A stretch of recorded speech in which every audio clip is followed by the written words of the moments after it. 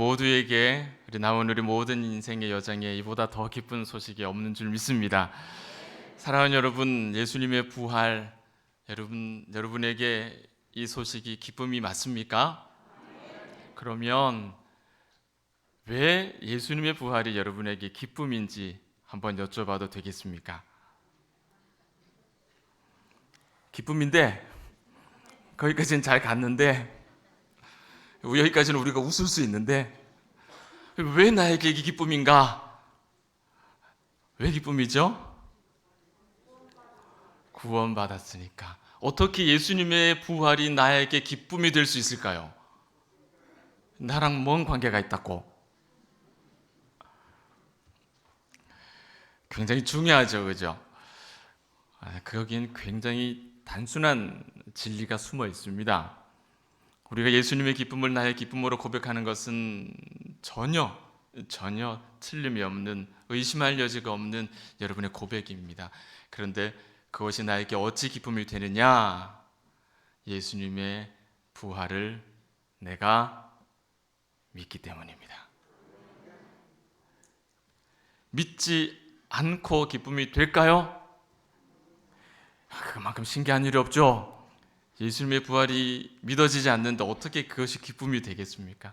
우리 모두는 그리스도의 부활을 믿는 자들이기 때문에 오늘을 가장 복된 날, 성탄절과 더불어서 가장 우리 믿는 자들에게 행복한 부활의 아침입니다. 오늘 우리가 읽은 이 말씀은 예수님께서 대속의 십자가를 지시기 직전에 앞으로 있을 일들, 유다가 배반할 것이다, 또 베드로가 부인할 것이다, 또 예수님이 나는 이렇게 십자가에 달려 죽게 될 것이다, 이런 이야기들을 듣고 제자들이 사시나무 떨듯이 덜덜덜덜 떨고 있는 거예요. 자기가 그리고 있던 그림이랑 다른 시나리오가 펼쳐지니까 그런 괴로워하는 제자들에게 내가 길이요 진리요 생명이다 라는 말씀과 더불어서 걱정하지 마, 내가 너를 고아처럼 버려두지 않을 거야, 내가 다시 오리라 약속하신 그 말씀이 오늘 이루어진 날이에요. 그 약속이 이루어진 날이에요. 정말로 이 말씀 이후에 유다는 배반합니다. 베드로는 부인합니다. 예수님의 십자가가 이들의 눈앞에 실질적으로 나타납니다. 그 처절한 장면들을 목격하고 그 장면까지 끝까지 함께 가지 못하고 대부분이 다 숨어버렸죠. 정말로 핫바지 뭐 새듯이 다 새버렸습니다. 사라지고 말았습니다. 그런 자들에게 부활의 소식이 전해지고 내가 다시 오겠다라는 그 약속의 말씀이 이 아침에 우리 가운데 성취된 것, 그것이 바로 부활의 아침이에요. 우리가 이 사실을 믿고 있는 겁니다. 예수님의 이 부활을 통해서 죽어있던 우리의 심령이 있다면, 정말로 세상을 피해서 숨어 있었던 우리의 심령이 있다면 그리스도를 위해 헌신하고자 하는 참 제자로 다시 한번 변화가 일어나는 부활의 아침 되시기를 주의 이름으로 축복합니다. 예수님의 부활에 관한 이야기는 사복음서에 다 기록이 돼 있어요. 다 기록이 돼 있는데 비슷한데 제가 그 사복음서 내용을 이렇게 읽으면서 어디가 다른가를 봤더니 요한복음이 다릅니다. 요한복음의 기사가 조금 다르고요, 우리에게 주시는 메시지가 또 조금 달라요. 여러분, 갈보리에서 죽으시고 부활하시기까지 그 과정들, 우리가 고난주간의 그 특별 새벽 기도를 통해서 한번 좀 이렇게 다 짚어봤는데, 한번 요약을 해보면요, 십자가에 달려 죽으신 주님이 예수님께서 부유한 사내들인 공회의 회원이었던 아리마대 요셉의 자기가 마련해 놓은 바위를 판 동굴 무덤에 정성스럽게 안치가 되죠.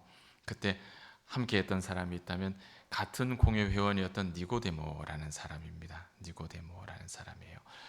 어제 저녁쯤에 한 분 함께 이렇게 동역하는 한 분으로 통해서 그 뮤지컬 예수라는 작품이 부활절 기간 동안에만 이렇게 공연 실황이 오픈이 돼 있어요. 공연 시간에 오픈이 돼 있어서 미국 시간으로는 내일까지겠죠. 우리 시간으로 오늘이지만은 오픈이 돼 있어서 그 영상을 볼 수 있는 링크가 이렇게 저한테 이렇게 와서 제가 우리 교육자들과 우리 당회원들께 이렇게 함께 공유를 했습니다. 한 2시간 정도 걸리는데 어젯밤에 저희 가족 세 식구가 그걸 같이 봤어요. 그냥 그 뮤지컬이 그냥 규모가 대단합니다. 정말로 어마어마하게 잘 만든 뮤지컬이죠. 그런 무대가 막 변하면서 그 예수님의 그 부활에 관련된 이야기까지가 이렇게 쭉 나오는데 거기서 니고데모와 아리마대 요셉이 또 등장을 하고 그걸 잠깐 이렇게 보면서 오늘 말씀 전하는 내용들과 또 이렇게 관계되어 있는 것을 봤어요. 그 링크를 제가 교회 홈페이지에다 올려드릴 테니까 한번 보고 싶으신 분은 오늘 저녁에 가셔갖고 가족들이랑 한번 이렇게 한번 보십시오. 한글 자막도 됩니다. 그럼 못 알아들 문제 걱정하지 않으셔도 되니까 자막 제공이 되니까 자막을 딱 해놓고 보시면 되니까. 그렇게 장례를 치르고 난 다음에 안식 후 첫날, 성경에는 안식 후 첫날이라고 되어 있죠. 우리말로는 쉽게 말하면 주일, 오늘입니다.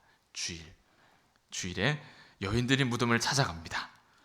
그리고 여인들과 제자들이 그 발견했던 부활의 현장, 그 빈 무덤에 관한 내용이 사복음서에 다 기록이 되어 있는데 요한복음은 그 내용이 조금 다르다는 거예요. 그 내용을 우리가 한번 같이 읽어볼 텐데 요한복음 20장 5절에서 7절 말씀을 우리 한번 화면을 한번 보실까요? 화면에는 우리가 가진 성경책이 아니라 조금 다른 번역을 가지고 왔습니다. 좀 이해하기 쉬우시도록 가지고 왔는데 같이 한번 천천히 읽어보겠습니다. 무덤에 도착한 그 제자는 몸을 굽혀 예수의 시신을 쌌던 고운 삼배자락이 거기에 놓여 있는 것을 들여다 보았으나 무덤 안으로 들어가지는 않았다. 시몬 베드로가 이내 뒤따라 달려왔고 그는 예수의 무덤 안으로 들어갔다. 베드로는 거기에 고운 삼배자락이 놓여 있는 것을 보았다. 또 예수의 머리를 싸맸던 수건도 잘 개어져 그 삼배자락 옆에 놓여 있었다. 아멘. 여러분, 베드로와 또 한 제자 누굴까요? 요한입니다. 날쌘돌이 요한입니다. 요한이 빈 무덤을 봤어요. 부활하셨으니까 빈 무덤이죠. 그리고 뭘 봤냐면 세마포와 머리 수건을 보았습니다. 그 내용이 지금 이렇게 5절과 6절, 7절에 기록이 됐죠. 요한도 봤고 베드로도 봤죠. 누가 먼저 봤죠? 요한이 먼저 봤습니다. 베드로도 이제 이내 도착해서 봤습니다. 그런데 성경은 이 요한복음은 요한이 본 것과 베드로가 본 것이 조금 달랐다라고 기록을 합니다. 요한이 5절 말씀에 요한이 빈 무덤을 봤다 할 때는 블레포라는 말을 써요. 그 말은 이제 see입니다. 영어로 see. 그러니까 눈의 기능이에요. 눈은 어떤 기능을 가지죠?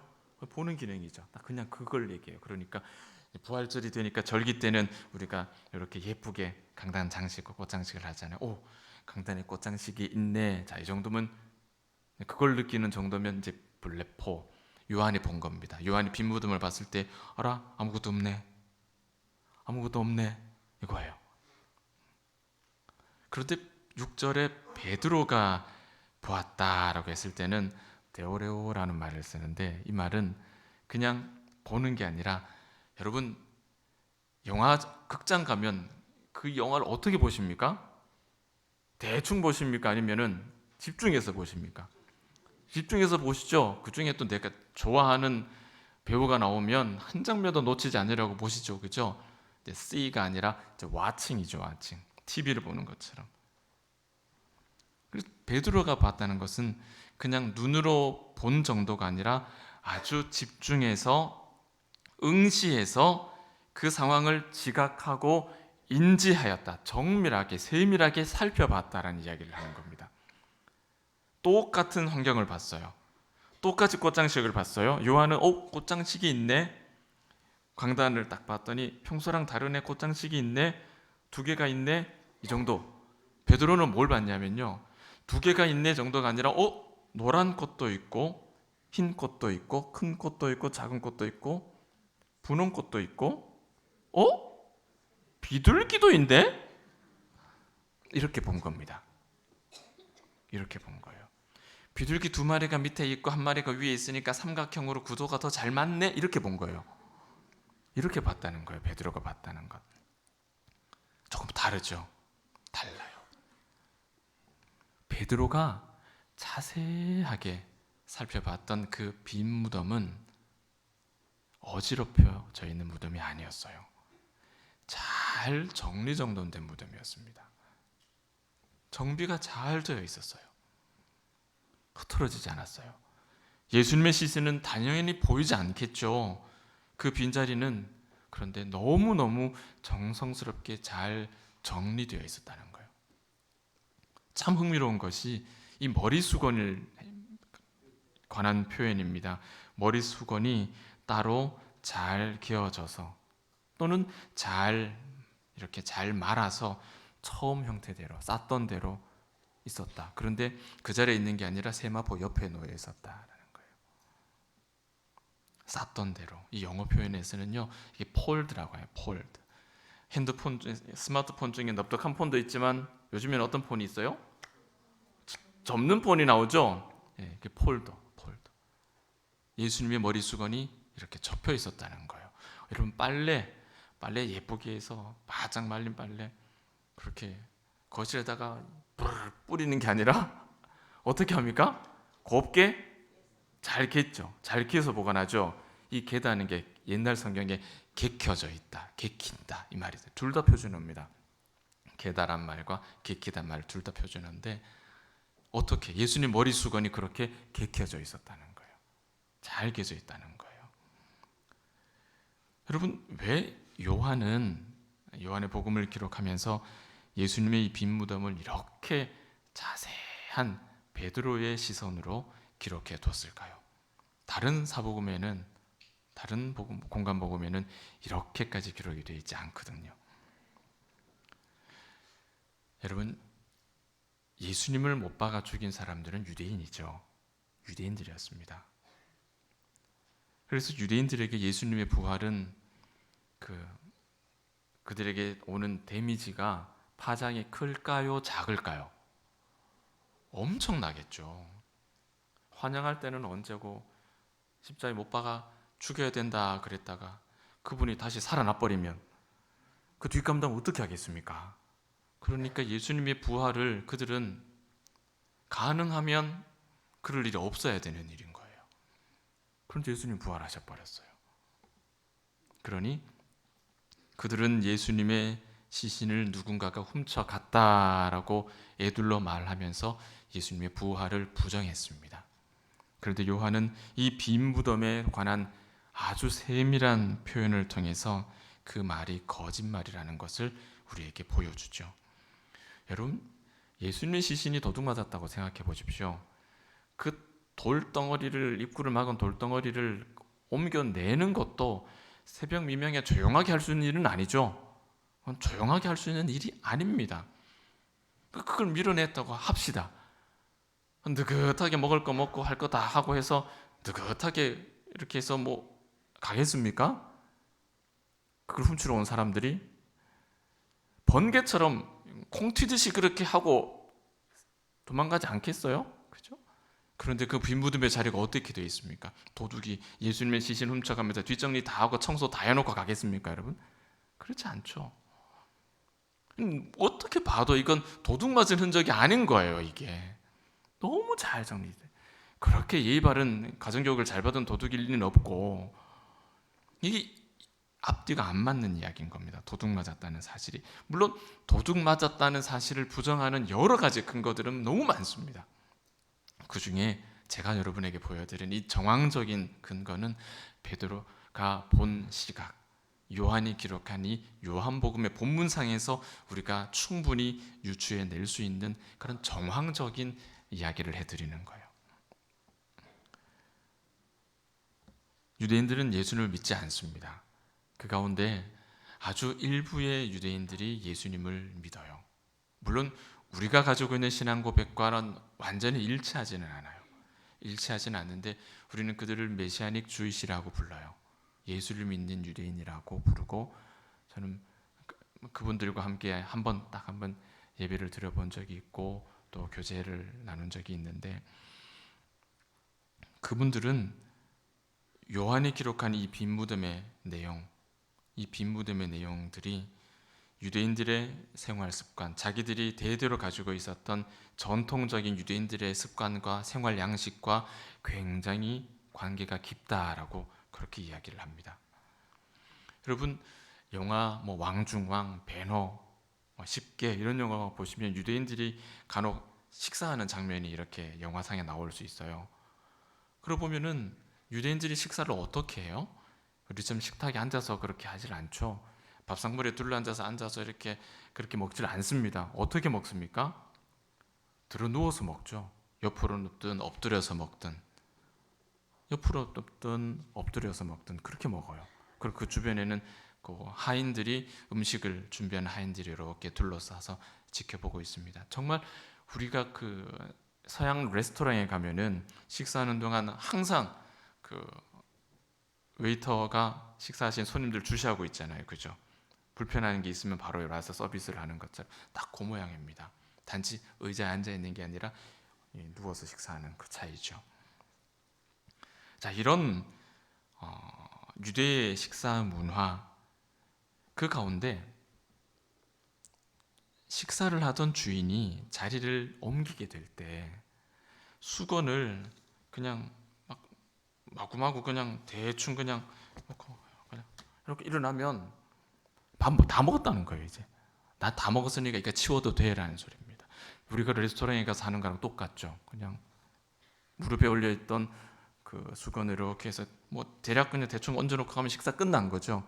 그런데 식사가 계속 될 때, 잠깐 화장실을 간다든지 잠시 자리를 비울 때는 이렇게 해서 던져놓고 가지 않거든요.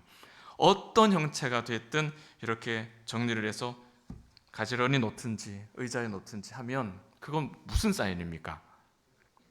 내가 식사가 끝나지 않았다는 이야기예요. 오늘 성경의 말로 빌리면 내가 다시 이 자리에 돌아온다는 이야기입니다. 이 메시아닉 주의시들이 이 요한복음의 이 빈 무덤의 기사를 이와 같이 이해를 하는 거예요. 이 예수님의 빈 무덤의 이 기사, 그 세마포와 머리 수건이 잘 정리정돈되어 있는 그 빈 무덤의 모양을 예수를 믿는 유대인들은 자신들의 고대부터 내려오던 그 문화와 습관들과 비추어서 이것은 우리에게 주신 사인이라고 보는 거예요. 주님이 다시 오겠다라는 약속, 그 상징이 이 빈 무덤 안에서 우리에게는 보인다라고 얘기해요. 한국 사람에게는 안 보이죠. 이게 유대인들의 눈에는 그게 보인다라고 이야기하는 겁니다. 굉장히 재미있는 해석이죠. 저는 이 해석이 충분히 일리가 있다고 생각을 해요. 이렇게 요한이 기록한 빈 무덤에 관한 묘사는 빈 무덤의 주인이었던 예수 그리스도께서 십자가를 지시기 전에 오늘 우리가 읽은 이 말씀처럼 십자가 지시기 전에 하신 말씀, 약속, 내가 너희를 고아와 같이 버려두지 아니하고 내가 다시 오리라, 이 말씀이 생각나게 되는 거예요. 이 빈 무덤을 보면 그렇지, 주께서 다시 온다 그랬지, 그 빈 무덤의 상황이 다시 오겠다라는 사인인 거죠. 아하, 다시 오시는구나. 다시 오시는구나. 그럼에도 불구하고 이 빈 무덤을 찾아갔던 여인들은 부활을 믿지 않았습니다. 도둑 맞았다라고 말하고 흐느껴 울고 있는 그들에게 나타난 예수님을 알아보지도 못했습니다. 제자들 역시 부활을 믿지 않았어요. 여인들의 일을 통해 예수님의 부활 소식을 전해 들었음에도 불구하고 믿지 않았습니다. 두려워서 문 닫아놓고 잠궈놓고 있었죠. 그런 제자들 앞에서 예수님께서 오셨습니다. 이 말씀처럼 다시 오셨습니다. 그리고 하시는 말씀이, 부활하신 예수님께서 제자들 앞에 나타나서 하신 첫 번째 말씀이 무엇이었습니까? 두려워 떨고 있는 그들에게, 언제 로마가 들이닥칠까, 언제 우리가 잡혀갈까 두려워 떨고 있는 그들에게 예수님이 뭐라고 말씀하셨습니다? 너희에게 평강이 있을지어다. 우리 이 땅 가운데서 오늘 분투하며 살아가는 믿음의 사람인 우리들에게 오늘 부활하신 예수께서 주시는 첫 번째 메시지가 우리에게 평강이 있을지어다. 너희들의 삶에 고군분투하는 고된 삶에 평강이 있을지어다. 이 말씀을 주시는 겁니다.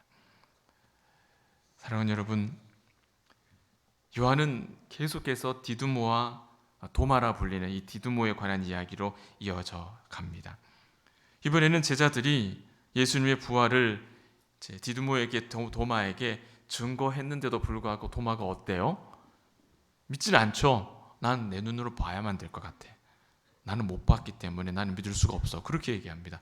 정말 여인도 그랬고 제자들도 그랬고 이제 도마도 그렇고 똑같은 패턴이 이어지죠. 도마가 나는 못 믿겠다라고 말한 이후에 8일이 지나서 예수님께서 그 도마 앞에 나타나십니다. 그리고 너 말대로 봐봐, 만져봐. 그제서야 도마가 그리스도의 부활을 고백하게 되죠. 사랑하는 봉도의 가족 여러분, 예수님의 부활의 아침 이 날에 여러분의 빡빡한 그 삶에, 여러분의 연약한 건강과 마음의 근심과 고통과 이 땅에서의 모든 기도의 제목들의 두려움과 떨림과 절망과 주저앉음 속에 우리 주님이 주시는 이 평강이 있기를 축복합니다. 여러분에게 평강이 그 모든 우리의 근심을 몰아내는 그리스도의 평강이 있기를 다시 한번 주의 이름으로 축원합니다. 이 말씀과 함께 주님은 언약대로 우리를 고아와 같이 버려두지 않으시고 다시 오셨습니다. 주님의 죽으심으로 큰 두려움에 사로잡혔던 이 여인들에게, 또 제자들에게, 도마에게 그들의 삶을 송두리째 완전히 변화시키는 믿음의 역사가 주님의 부활을 통해서 이루어진 것이죠. 그러므로 부활절은 우리 인생의 새로운 전환점이 되어요. 터닝 포인트가 되는 거예요. 이전과는 다른 삶을 살게 되는 거예요. 예수를 부인했던 자신을 바라보며 너무 부끄러워서 얼굴을 들 수 없었던 베드로, 그가 짊어져야 했던 배신자라고 하는 낙인, 그 무거운 짐이 예수님 말씀처럼 내가 다시 오리라, 이 말씀처럼 다시 오심으로 인해서 베드로 안에 있던 모든 억눌린 무거운 짐들이 다 풀어지는 거예요. 행여라도 여러분, 우리 믿음의 가족 안에 연약한 믿음 때문에 내가 온전히 예수를 신앙하고 봉사하고 헌신하고 하나님을 적극적으로 열정적으로 신앙하는 일들에 주저함이 계셨던 분이 있다면, 여러분, 예수님의 이 말씀, 내가 다시 오리라, 그 말씀대로 오늘 부활하신 이 날로 인하여서 그와 같은 여러분의 삶이 새로운 삶으로 변화되는 믿음의 역사가 있기를 축복합니다. 주님의 부활, 주님의 다시 오심, 그것이 우리에게 자유예요. 여러분 지금 묶여있는 모든 기도의 제목들로부터 주님의 오심이 자유를 선언하는 거예요. 왜? 그것이 능력이기 때문이죠. 그것이 확신이기 때문입니다. 우리가 날마다 주 앞에 설 수 있는 담대한 믿음의 근거이기 때문입니다. 이제 우리 예수님의 부활을 통해서 그분의 말씀이 응하여지는, 성취된다는 사실을 우리가 확인했기 때문에 우리는 이후에 우리의 삶에 있어서도 예수님께서 우리에게 말씀하신 대로 우리가 날마다 그리스도 앞에 나아갈 수 있는 그 담력 주심을 인하여서 하나님 앞에 나아갈 수 있는, 그리고 그 능력을 힘입어서 모든 일들을 하나님 안에서 은혜 가운데 감당할 수 있게 되는 겁니다. 이 확신 가지고 새로운 인생을 시작하는 부활의 아침 되시기를 바랍니다. 우리는 흔히 도마를 생각할 때 평가하기를 보고는 보지 않고는 믿지 않으려 했던 사람으로 생각하기 쉽죠. 그런데 여러분, 도마만 그렇겠습니까? 많은 사람이 그렇죠. 어쩜 우리 가운데도 여전히 그런 분들이 계실지 모르겠습니다. 여인도 그랬고 제자들도 그랬습니다. 도마도 그랬습니다. 우리 자신은 어떨까요? 이 부활의 아침에 우리 자신에게 한번 질문해 보세요. 내 믿음은 어떤가? 나는 보지 않고 믿는 온전한 믿음인가?